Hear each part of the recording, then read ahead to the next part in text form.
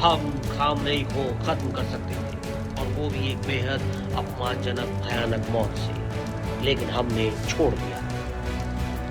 ये है Donald Trump के शब्द, और इस पर एक लाइन से ईरान की सत्ता की नींव हिल गई। एक और खामनेई अमेरिका को खुलेआम परमाणु धमकी दे रहे थे, और दूसरी ओर ट्रंप ने सीधा कह दिया, अगर मैं चाहता तो तेहरान की सत्ता का अंत कर चुका होता। डोनाल्ड ट्रंप ने फिर कह दिया है कि मिडिल ईस्ट एक बार फिर युद्ध की दहलीज पर खड़ा है, और इस बार टकराव पहले से ज्यादा भयानक होगा। ईरान पहले ही इजराइल पर दर्जनों ड्रोन और मिसाइल हमले कर चुका है। रेवोल्यूशनरी गार्ड्स, हिजबुल्लाह और हूती जैसे संगठन भी एक्टिव मोड में है, और अब जंग फिर से भड़काने की चेतावनी दे रहे हैं अमेरिकी राष्ट्रपति। अगर खुफिया रिपोर्ट यह निष्कर्ष निकालती है कि ईरान यूरेनियम को उस स्तर पर एनरिच कर सकता है, तो अमेरिका के लिए अच्छी खबर नहीं होगी। तो क्या आप ईरान पर फिर से बमबारी पर विचार करेंगे? इस पर ट्रंप ने जवाब दिया, जरूर, बिना किसी सवाल के, बिल्कुल, हम ईरान पर दोबारा हमला करेंगे।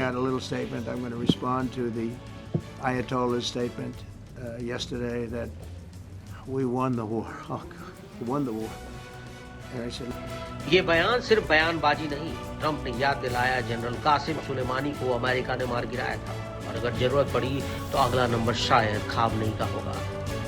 और यही वजह है कि ईरान में इस खबर के बाद खलबली मच गई। वहीं खामनेई ने धमकी दी है कि अगर इजराइल या अमेरिका ने अब कोई हरकत की तो पूरे न्यूक्लियर प्रोग्राम को मिलिट्री मोड में डाल देंगे। यानी ईरान अब खुले तौर पर कह रहा है वो अभी भी परमाणु हथियार बना सकता है।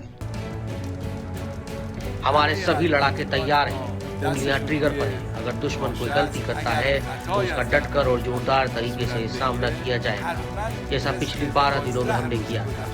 और जब देश की रक्षा की बात आती है तो हम एक पल के लिए नहीं हिचकिचाते। अब अगर अमेरिका भी मोर्चा खोलता है तो ट्रंप को भी अपनी ताकत दिखानी होगी। ट्रंप को दिखाना होगा कि उन्हें डर नहीं, अटैक पर भरोसा है। दूसरी ओर मोसाद पहले से ही तेहरान के भीतर ऑपरेट कर रही है।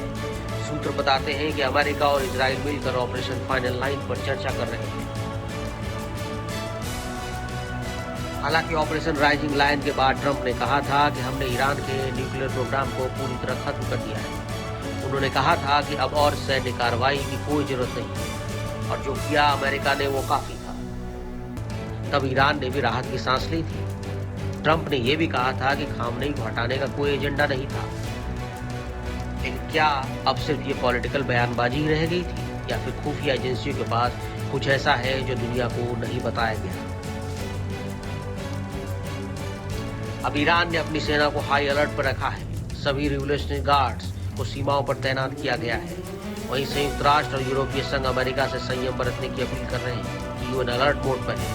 अमेरिका ने अपनी सेना फिर से शायद रेड सी में तैनात कर दी है। इजराइल ने इमरजेंसी मीटिंग बुलाई है, और इराक में अमेरिकी बेस पर सुरक्षा बढ़ा दी गई है। अंतर्राष्ट्रीय बाजार में तेल की कीमतें पहले से उछलने लगी, यानी युद्ध के साए फिर से मंडराने लगे। और शायद ट्रंप की चेतावनी भी यूं नहीं, क्योंकि उनके पास इंटेल है, अनुभव है, और वो जानते हैं कि ईरान पर कब और कैसे हमला किया जा सकता है।